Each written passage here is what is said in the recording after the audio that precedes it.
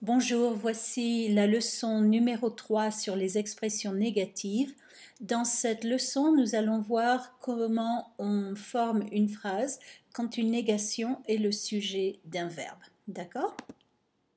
Alors, on va observer ces phrases.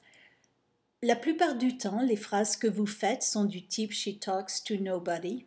Ça, ce sont les phrases les plus communes. Elle ne parle à personne.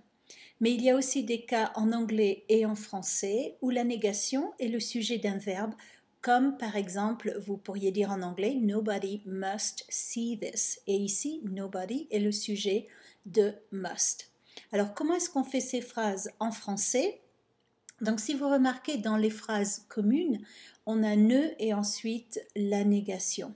Eh bien, quand une négation est le sujet d'un verbe, regardez ce qui se passe. Nobody, personne,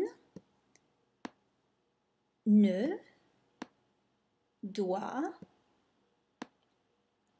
voir ça. D'accord? Regardons un autre exemple. Nothing bothers me. Nothing, n'est-ce pas? C'est rien. Rien ne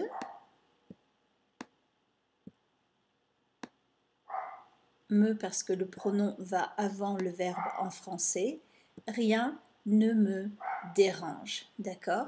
Donc, ce que vous observez ici, c'est que dans les phrases communes, on a ne et la négation, et quand une négation est le sujet d'un verbe, eh bien on a l'expression personne, rien, et ensuite ne. Donc on renverse, you flip, on renverse l'ordre. Donc la formule est la suivante. On a l'expression ne, et ensuite, donc par exemple, personne ne, rien ne, aucun ne, aucune ne, ni ne. Comme dans ces exemples, ni Juliette ni André n'assisteront à ce concert. Aucune personne n'a gagné à la loterie, et ça marche avec tous les temps que vous pouvez utiliser. Alors, ce sont seulement ces expressions négatives qui peuvent devenir le sujet d'un verbe. Les expressions comme ne pas, ne plus ne sont pas des sujets possibles pour des verbes. Mais ces expressions, oui. Alors regardons encore d'autres exemples. No Roman can enter the village. Donc je sais que quand j'ai no plus un substantif, j'utilise aucun ou aucune. Ici c'est aucun parce que romain est masculin. Donc aucun romain. Ensuite ne peut, mon verbe, entrer dans le village. D'accord? Donc voilà comment vous allez faire ce type de phrase. Un dernier exemple avec nonini. Donc neither Asterix nor Obelix use weapon. Donc je sais que neither nor, normalement c'est nonini. Mais ici je commence ma phrase avec ça.